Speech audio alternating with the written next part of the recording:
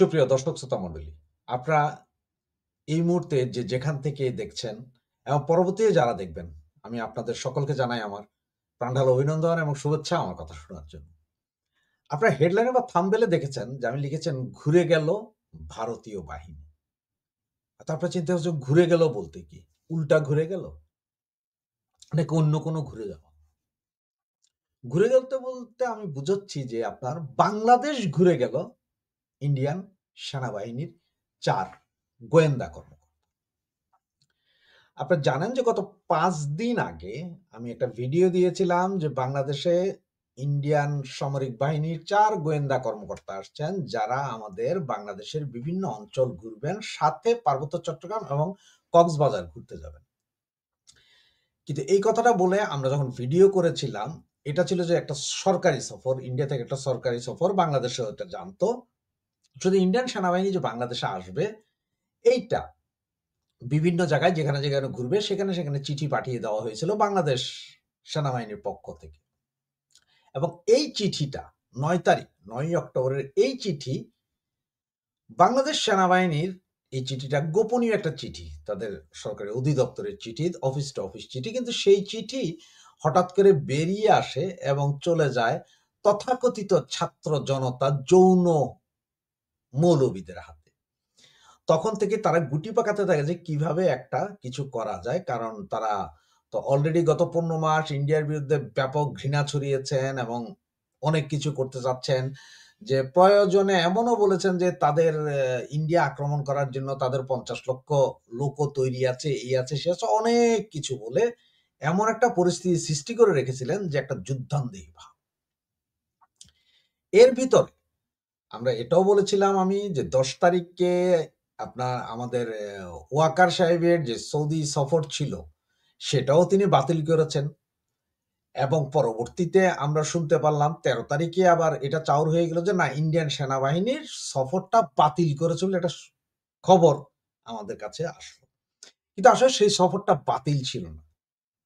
সেই সফরটা বাতিল হয়েছে বলে এই খবরটা রটিয়ে দেওয়া হয়েছিল, যাতে ওই যে ইসলামিক যৌনতা যারা আছে, তারা যাতে আবার একটা আন্দোলন তৈরি করতে না পারে। কারণ তারা ব্যাপক পয়সাকড়ি খরচ করে মোটামুটি একটা আন্দোলন তৈরি করেছে। প্রয়োজনে ইন্ডিয়ান সেনাবাহিনী যারা আসবে তাদেরকে ধইরা মাইরা কাইটা মানে ফালাই দিবে, এই অবস্থা।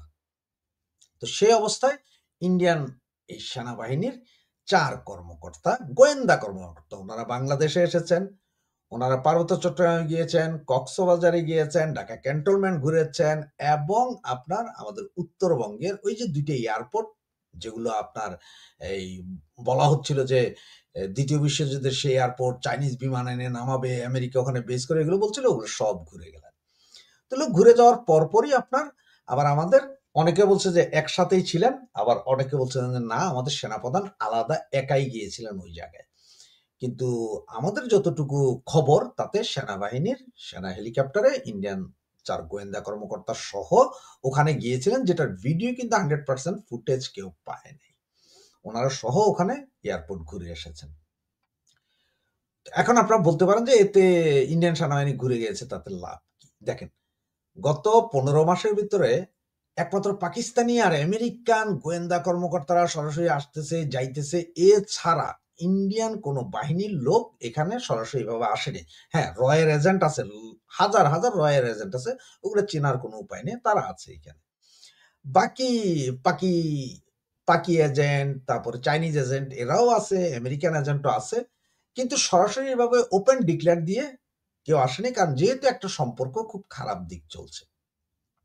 আর এই আশাটার পেছনের কিন্তু একটু কারণ যদি আপনারা খতিয়ে দেখেন, তাহলে আপনারা খুব ভালোভাবে বুঝতে পারবেন। এই যে ট্যারিফ নিয়ে যত গন্ডগোল চলতেছিল, এই চলতেছিল, এর কিছুদিনের ভেতরেই কিন্তু এই যে কিছুদিন মানে আপনার ১০ থেকে ১২ দিন আগে ইন্ডিয়ান বলছি, আমেরিকান প্রেসিডেন্ট বলছিল না, নরেন্দ্র মোদী আমার বন্ধু মানুষ, তার সাথে আমার দেখা হবে, এই হবে, সে একটা ভালো ভাব।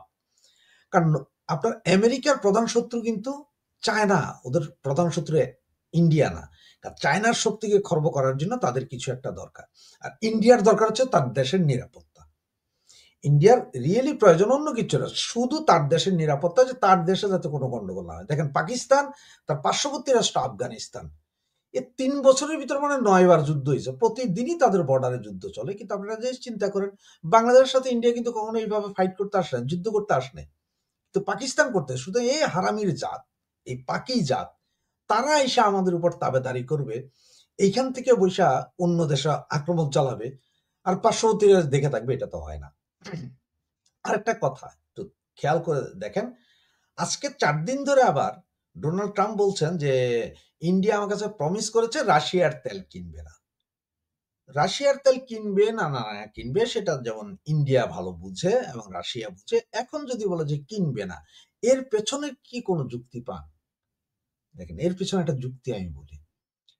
এমন হতে পারে যে ঠিক আছে, ইন্ডিয়া বলে যে আমি রাশিয়ার তেল কিনবো না বা 50% কমাই দিব। আগে যেটা 2% ছিল সেই পার্সেন্টেজে নিয়ে যাব। এখন তো 100% কিনি, তা কিনবো না, 2% বাকি তোমার থেকে কিনবো। কিন্তু তুমি একটা কাজ করতে হবে, সেটা হচ্ছে যে বাংলাদেশ নিয়ে মাথা ঘামাইতে পারবে না। বাংলাদেশে আমি যারা চাই তারাই বসাই দিব।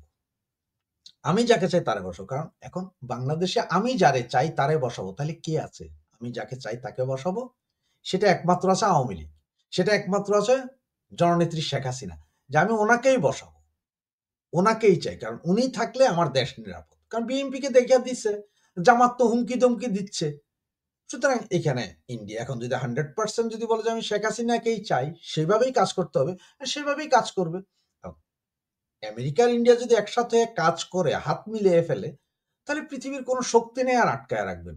যে কোনো মুহূর্তে যে কোনো অঘটন ঘটতে পারে।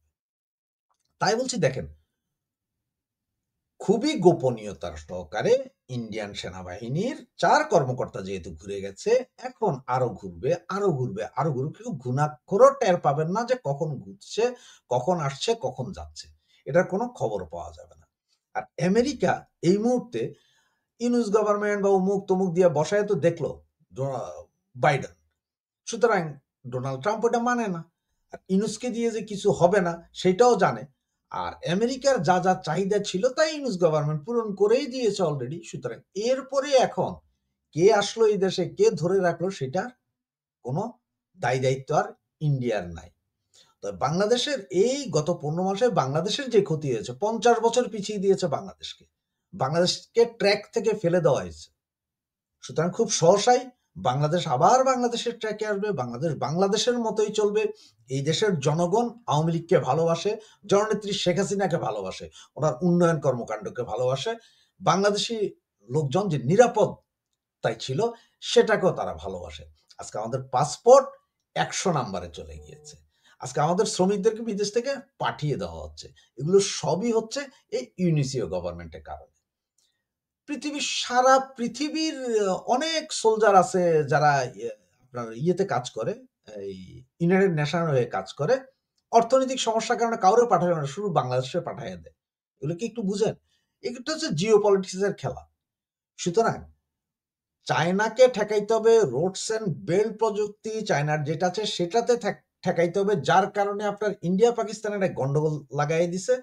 ঠিক তেমনি এখানেও আপনার এই গভর্নমেন্ট যে কোনো মুহূর্তে পড়ে যেতে পারে। কারণ হচ্ছে যে ইন্ডিয়া যদি প্রমিস করে, ইন্ডিয়া যদি গ্যারান্টি দেয় যে শেখ হাসিনা থাকবে, ক্ষমতায় থাকবে, শেখ হাসিনা আপনার কথা মতো চলবে, আপনার স্বার্থ দেবে, সমস্যা তো নেই।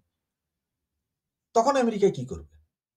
যে ঠিক আছে, ওরা চায়নার কাছে যাবে না, চায়না থেকে একটু দূরত্ব বজায় রাখবে, চায়নার কাছে যাবে না, আমাদের সাথেই থাকবে, আমাদের ভাবেই আছে। তাহলে তো কোনো প্রবলেম নেই। তাহলে তার শেখ হাসিনার ব্যাপারে কোনো ইয়ে নেই। সুতরাং একটু অপেক্ষা করুন, দেখতে থাকুন। ৫ দিন আগের ভিডিওটাও দেখে নিন যারা পারেন।